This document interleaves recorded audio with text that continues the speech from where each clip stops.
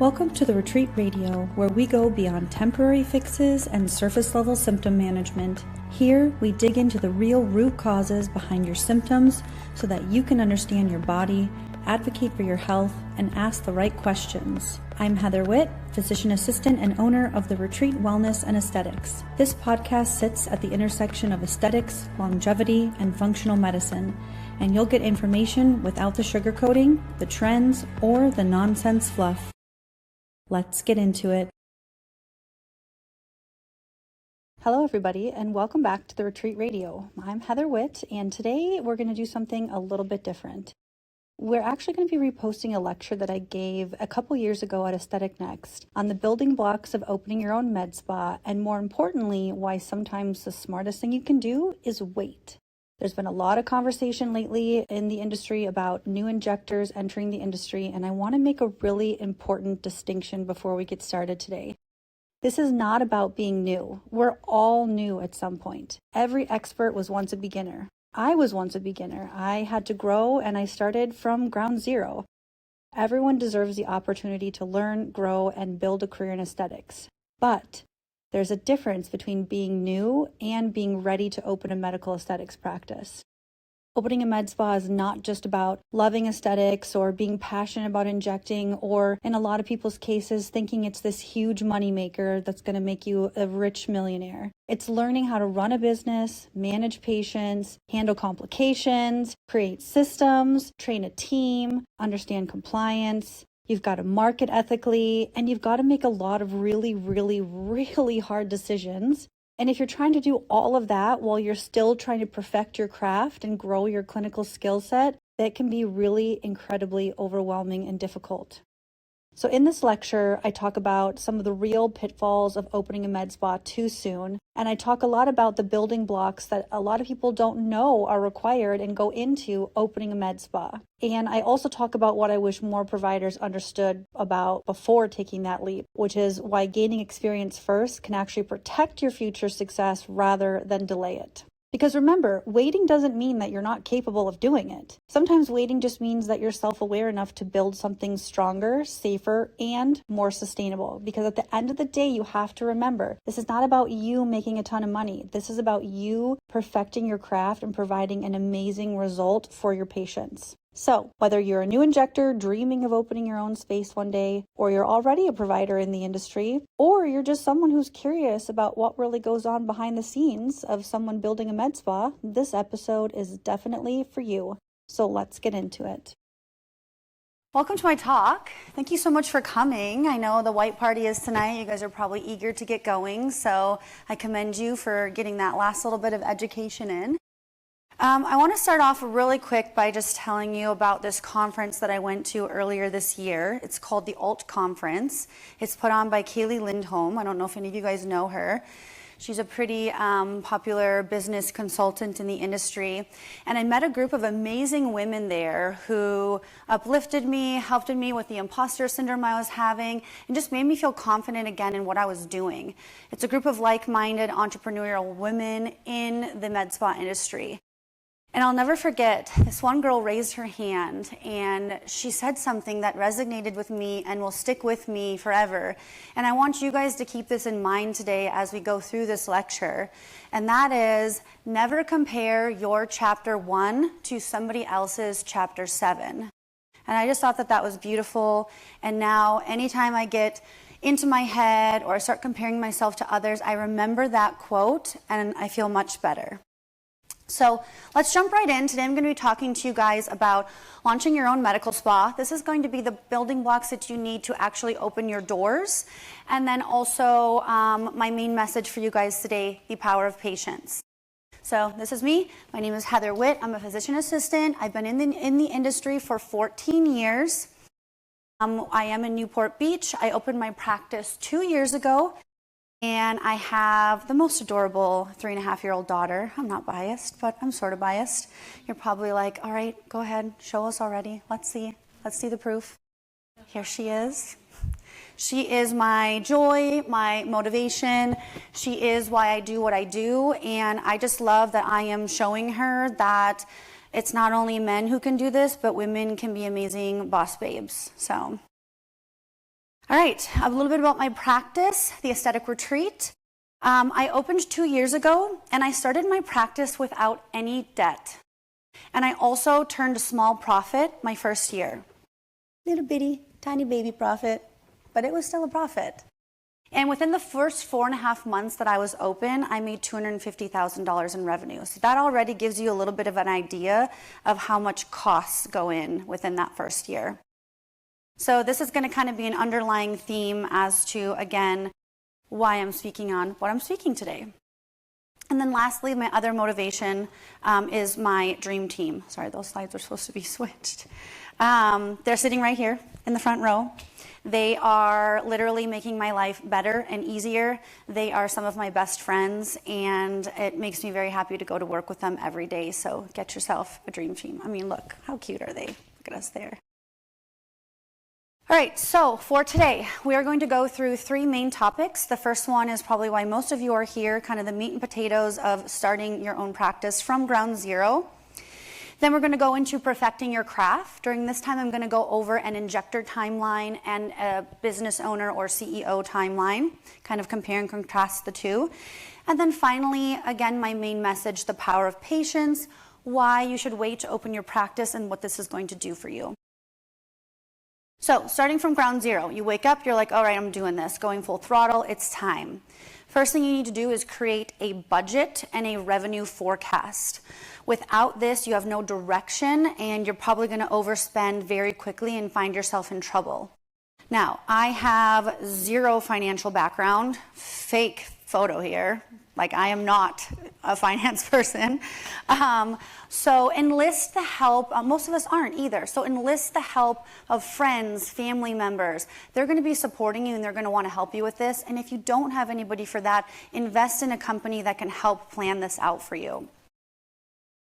The legal setup is probably one of the most important pieces. You guys would be astounded at the number of practices there are out there that are illegally operating and are not open properly. So I'm going to quickly go through this, but just as a little disclaimer, I am not a lawyer. I am not giving legal advice. Please consult with your own lawyer and check your states. So this is, I'm based in California, so this is a California-based system. I believe it is the same in Texas. And this is also for a PA or an NP-owned practice. So if you are an RN, there may be additional things that you need in place. And if you're an MD, you don't really need any of this because you're head honcho. So you're going to open up yourself 2 corporations. The first one is a medical corporation, which is going to be owned 49% by yourself and 51% by a physician, which will be your medical director or supervising physician. The second corporation is going to be the Management Services Organization, and this is going to be owned 100% by you, or if you have a partner in this, or if you're going in it with your husband or your wife, 50-50, however you want to do it. Your lawyer will then draft a management services agreement that creates kind of a bridge between these 2 companies, and also is going to protect you from your medical director having their hand in the pot, or from making changes or decisions to things that are happening in your business. So it's kind of your thing, but they're just kind of there on paper. So the Management Services Organization is basically running or overseeing the day-to-day operations for the medical corporation. So the only thing you're really using that medical corporation for is to pay your medical director and to pay your injectors or your medically licensed providers. Everything else, cost of goods sold, your rent, all of your revenue, paying your other staff members, that's all going to go through the MSO. So again, this is just very basic, very quick. Please consult with your lawyer on it, but this is the generalized setup of how you're going to go about this. So in order to do that, you got to get yourself a lawyer. I recommend Elle Woods. We all love her, right? This is a place that you are going to spend a lot of money, okay? It's about $5,000 to $6,000 for kind of an all-encompassing package, and maybe more depending on what you're having them do. But they should be setting up your corporations for you, any fictitious name permits you may need, and any initial documentation just to get your business going. And then they'll talk to you about, do you want to keep them on retainer, or do you just want to kind of use them on an ad lib basis? And then with that, you're going to need a medical director, because they're going to be the other piece of your medical corporation, as well as, again, as a non-physician provider, we do need their oversight. I always recommend finding 2 to 3 people that you know, you trust, you respect. Interview them, let them interview you. Make sure it's a good partnership. Some medical directors like to be super hands-on, and I'm kind of like, I don't really want you being here every day, like bothering me. But they need to be available by phone if you need them. So you need someone you can trust that will be there, but will give you the oversight or not oversight that you are preferring.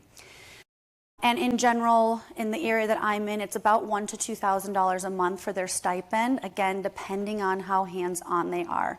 So if you talk to someone and they're like, oh yeah, I need like $3,500 a month, try someone else. You can save some money there. Insurances. So there are 3 main insurances you're going to need to open your doors. Again, depending on your licensure or your state or procedures or things you're doing in your clinic, you may need more. But these are just the 3 basic ones. First, we're going to need our medical malpractice. Most of you should already know what this is. You can decide if you want to cover your other providers under your own medical malpractice thing for them, or if you want them to get your own, but you're going to at least need it for yourself.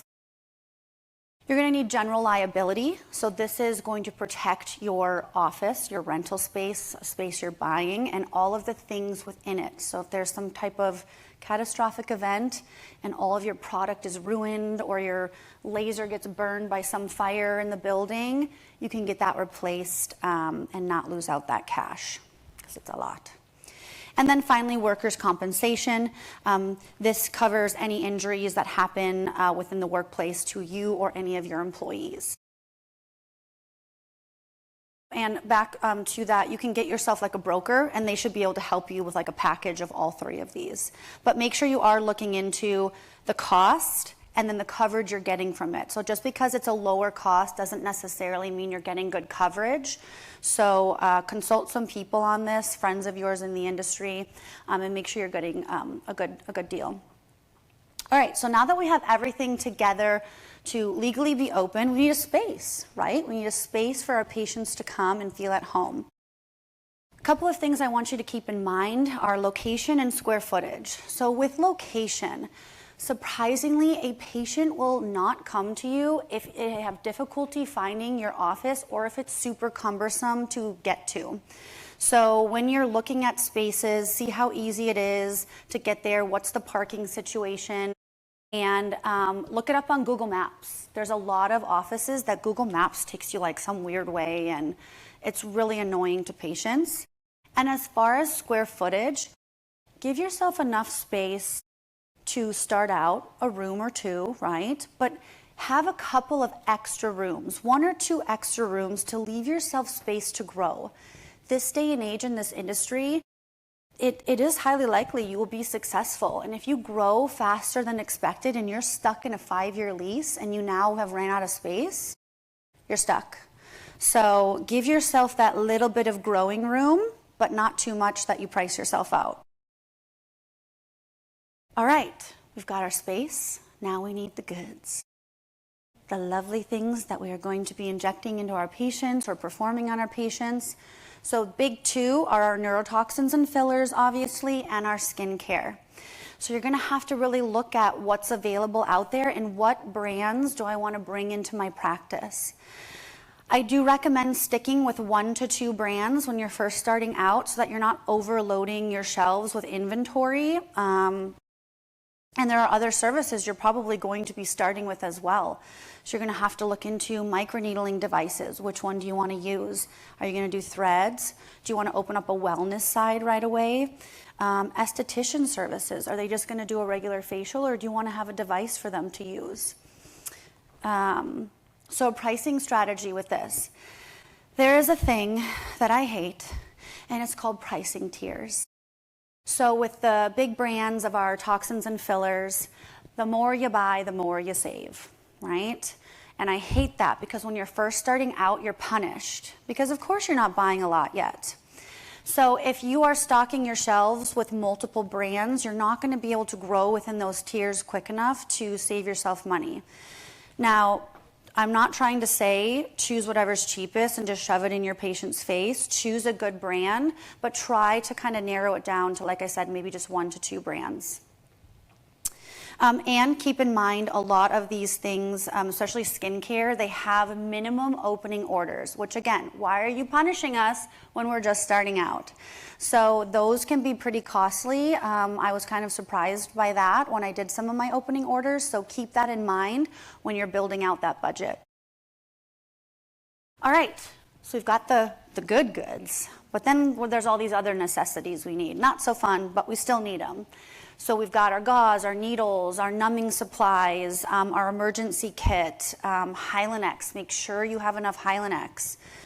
An exam chair, making sure, we're standing and we're injecting all day. Don't make your back be at expense. Invest in some good money on chairs. The people downstairs in the lecture or the little hall here, they're great. Those are like literally the best chairs. I have one. It's just so nice. Invest in it. And then IT. IT is very important. This stuff adds up. I didn't realize.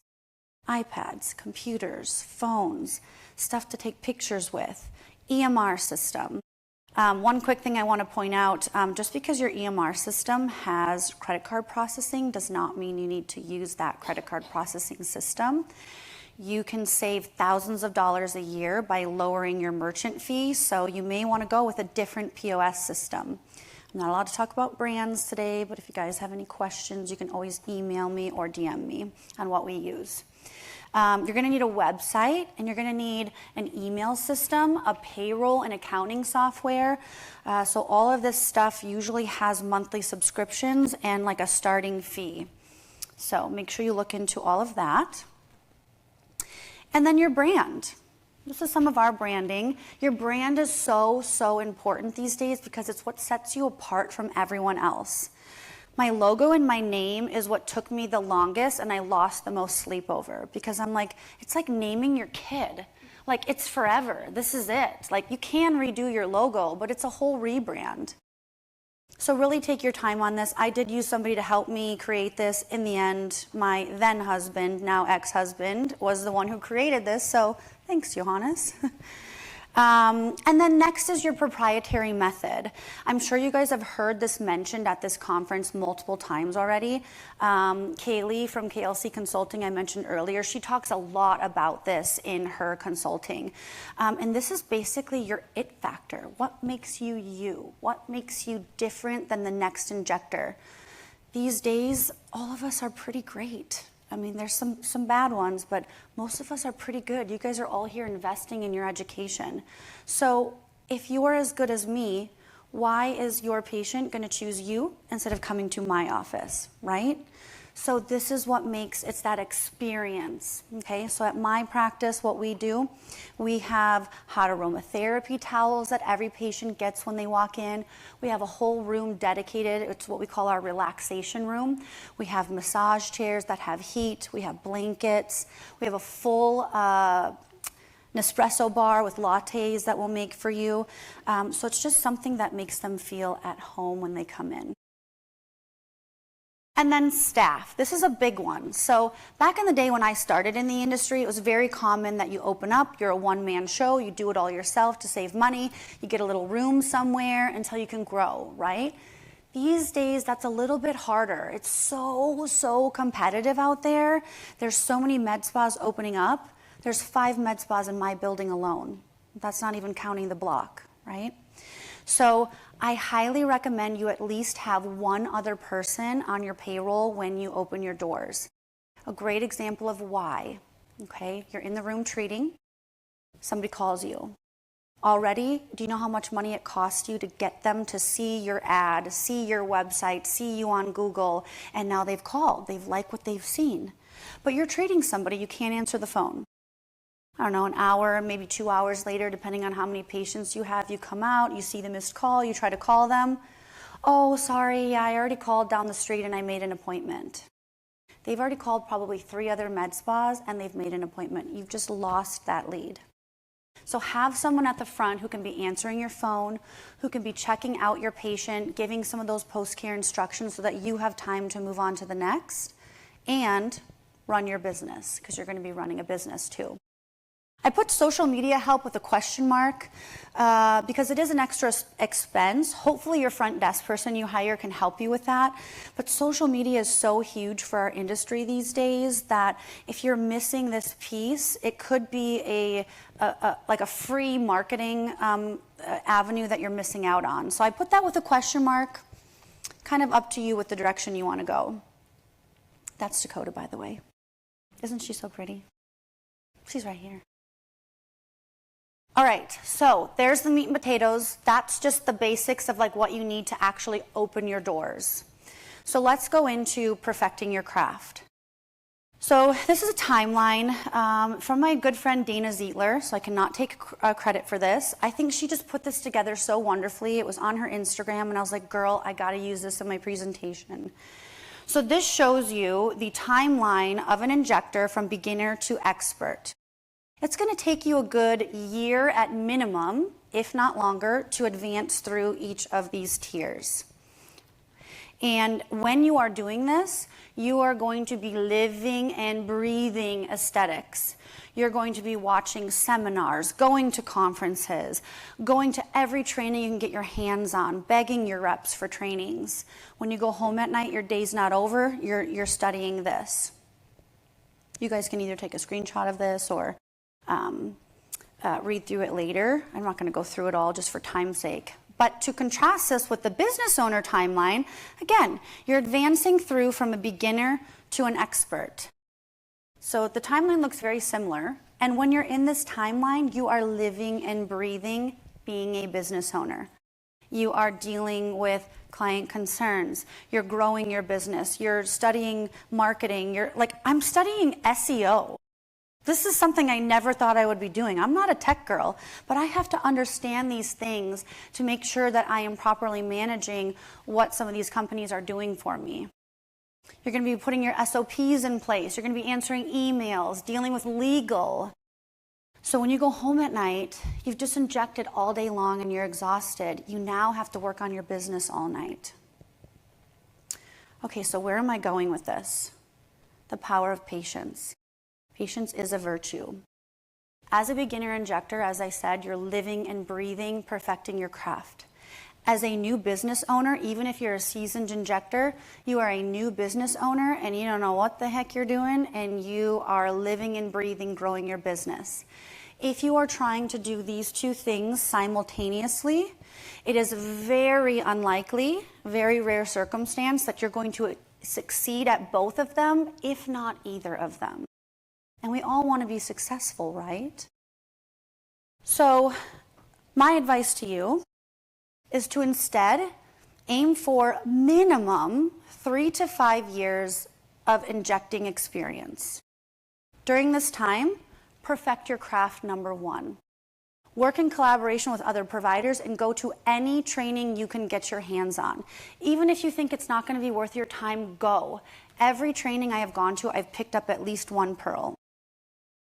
You're going to take little bits and pieces from each of these trainings, each of these lectures, each of these articles you read, and you're going to decide what you want to take, what you believe, and make that your own injection style. You're also going to be weighing the pros and cons of opening your business. I always wanted to open my own business when I first started. And then as I started working, I was like, holy shit, this is a lot. Like, this is crazy, right? And then I started working for a practice that I loved. It was my home. I had great patients. I was respected. And I was like, why would I want to go out on my own? Why would I want to risk failing all the work that goes into it? And I just had a baby. Why do I want to do this? So my dream went flat. I was happy working in a business. Now things obviously changed for me. That's why I'm here today. But the question I want all of you to ask yourself is, do you want to work in a business or do you want to work on a business? If you truly want to be a 5-day-a-week injector and that's your passion and you don't want to deal with anything else, opening a practice may not be for you, and that's okay. But if you really are, at some point I want to step back from that, maybe inject 1 or 2 days a week, and I want to grow this entrepreneurial thing, then it's great for you. But I still recommend get that experience first. Let me go back, sorry. So when you take this time and you become a confident injector, you now have the time to dedicate to your business. When I first started coming to Aesthetic Next, I went to all the clinical tracks I could go to, and I was pissed when they overlapped. And I had to go back and do the virtual and watch everything. The last two, kind of half of the last year before that I've been coming, 90% of the lectures I'm going to are business lectures. If I was not a confident, experienced injector, I would be missing out on all of that good material to become a better injector. And if I spent all my time there, my business would be flopping. So, what did this patience do for me? This allowed me to not only start my practice without any debt, because I was able to save money by working, but because I had a strong client base who follow me on Instagram and love me and the brand I had already built, I made a profit in my first year. I want to remind you it was an itty-bitty baby profit, but it was there. And because I had those patients, I knew there would be people coming through the door, and I actually exceeded my projected goal, and I made $250K in revenue in those first 4.5 months. It was busy season, but still. So the bottom line, or what I'm trying to get across to you guys, is because I waited and I became a confident injector, now I still don't do injector trainings. I go to injector seminars. I come to conferences like this, but I can feel comfortable stepping back from as many of those trainings so that I can focus more on my business and growing it and really excelling in both areas. Really quickly, before I give you guys some time for questions, this is not injector related, this is business related. These are books and podcasts that I love, that I listened to when I was starting, that I still listen to today. The one I want to point out the most is Teamwork by Natalie Dawson. Absolutely amazing. It's my Bible. It literally tells you how to be the best boss you can be. It's all about leadership, meetings, how to hire and fire, creating a job description, everything. It's amazing. Go buy it today. I think if you actually go to her website and do something, she sends you a free copy even. Kaylee's on there too. She has a Fierce Factor podcast. I really, really like Kaylee. If any of you are looking for business coaches, she's amazing. All right, that's it. The information shared on this podcast is for educational purposes only. It reflects clinical experience and opinion and is not intended to serve as a diagnosis, treatment plan, or medical advice. As always, please consult with a qualified healthcare provider before making any changes to your health, medications, or treatment plan. If you want to be a part of our community, make sure to follow us on Instagram at theretreat.wellness and theretreat.aesthetics. Thank you so much for spending part of your day with me today, and until next time.